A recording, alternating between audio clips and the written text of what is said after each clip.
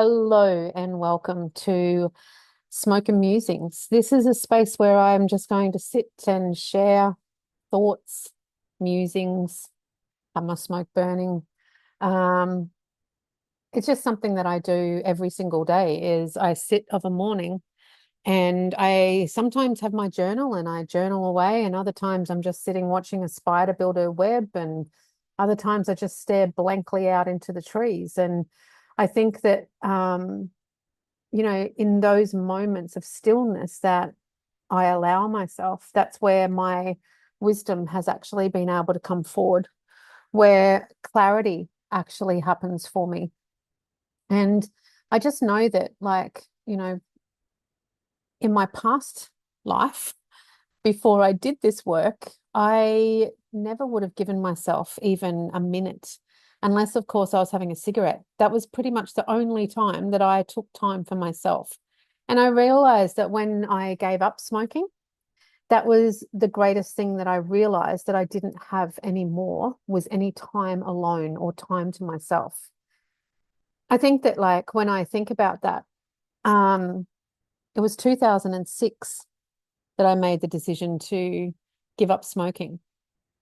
And I had had an entire career as a hairdresser. So, busy all day, doing numerous clients at once. And the only time that I would get a break, because there was no time for the toilet, there was no time for lunch, but you could always find time in between colors, or while that color's on, or, oh my God, while they're rinsing that, I'll quickly run out the back and have a smoke.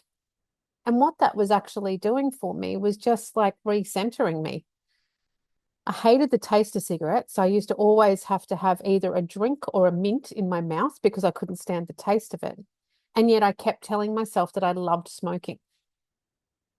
I mean, it wasn't until I gave up and I realized what the smoking was all about that I thought, oh, it's actually not the smoking that you miss. It's the fact that when I didn't smoke, I didn't stop. And so it is that realization that we have to take those moments to just stop and breathe. And when I was having the cigarette, it was a space for me to actually take a deep breath, breathe in, breathe out, get out of the salon for a minute, get away from the people for a minute. I'm a raging empath. So, like, I would have been feeling everybody, like everything, all of the energy that goes on in a hairdressing salon. So when I look back now, I was actually like giving myself moments to recenter. And so what if we don't have a cigarette that we can do that? What if we don't have a prop or something that actually forces us or gives us a reason to stop? Then we just don't. We can continue to go round and round on the hamster wheel and just like, yeah, not ever stop. So how can we do this? Something that, and I can't even remember where this first came from. I have no idea. I have no recollection of where this even came from. And if somebody taught me this, I want to say thank you, but I just can't recall who, where, what, and how this came into my life. But close down your eyes. Do this with me now. Close down your eyes. Place your hand upon your heart.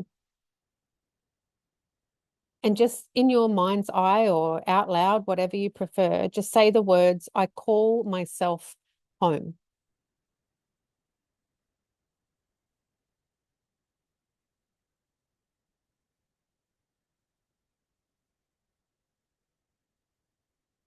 Get a sense of what that actually feels like to call all parts of you home.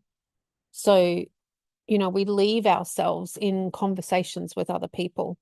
We leave ourselves in situations and experiences in our past where we may have disassociated and like left our body because something happened that was pretty traumatic. We leave parts of ourselves in all these places. And so we're going about our life not in our wholeness. And so sometimes we can feel really like empty. We can feel really alone. There's times when we can feel I love this word, discombobulated. How good does that word sound? Doesn't feel so good, but it sounds so good when you say it. So I just looked back down at my clock and it's 3:33. That's exciting. Um, and so this is a practice that I started to put into place for myself every morning and every night. And I say morning because a lot of us travel at nighttime, like we're out, doing goodness knows what, whilst we're sleeping. Our energy or our other body is out in the universe doing all sorts of manner of things. And even if you're not, you're a dreamer, you're dreaming, your mind is active, you're doing things in your sleep where parts of you are outside of you. And so it's really important that when you wake up of a morning, just call yourself home, call everything in, tuck yourself in. And as one of my clients even was teaching me a couple of weeks ago, she said, it's like stepping into your own feet, like actually put your feet on like socks and get back in your body. And so I started to see that as like one of those full body suits that like a little kid wears. They always look so comfy. But I just thought, what if our body was that and you could actually hop back into that, wiggle your way into it and do it up and like tuck yourself into your body so that you're really present and whole. I liked the feeling of that. I've been doing that and it's really quite cute to imagine that. And then, you go about your day and all of the things happen in your day. And it doesn't necessarily mean that they're bad, good, or what have you. It just means that we just leave parts of ourselves because we're empathic beings. We meet somebody and whether we know them or not, they're telling us their story and we're feeling like, oh, wow, that's amazing, or that's not so amazing. You leave a little piece of you there so that sending love. So at nighttime, as you pop back into bed, before you go off to sleep, place your hands on your heart, close down your eyes, and just call yourself home. This type of presence with ourselves sets us up for a really intentional day. If the first person that you connect with of a morning is yourself and you're calling all parts of you home, you just get to, for that moment, be really present with how have I woken up? How do I feel today?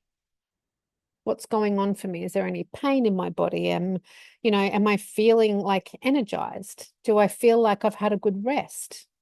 How's my mood? How is my emotions?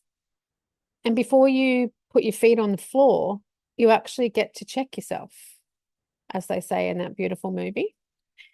It's not such a beautiful movie, it's a fun movie. Check yourself before you wreck yourself. If you can be really present with yourself first thing in the morning and realize, oh, hang on a minute, I've woken up a bit anxious this morning. You get to sit with that even for a moment and go, oh, it's okay. Call yourself home, bring every part of you back. Give yourself a couple of really good breaths and just acknowledge that, hey, I woke up feeling a bit anxious this morning. And move forward gently into your day. Don't push yourself, rush yourself, or expect too much of yourself. I think that this is something that we will speak about in another conversation, but that pressuring ourselves and forcing and making ourselves do things that maybe we're not ready for, or today's just not that day to do that. Being really gentle. So I wanted to leave that there with you today and just see how that fits, how that works for you. And just try that tonight before you go to bed or tomorrow morning as you wake up. Just place your hand on your heart, close down your eyes for a moment, and just be really present with you. Thank you for being here, and I'll see you next time.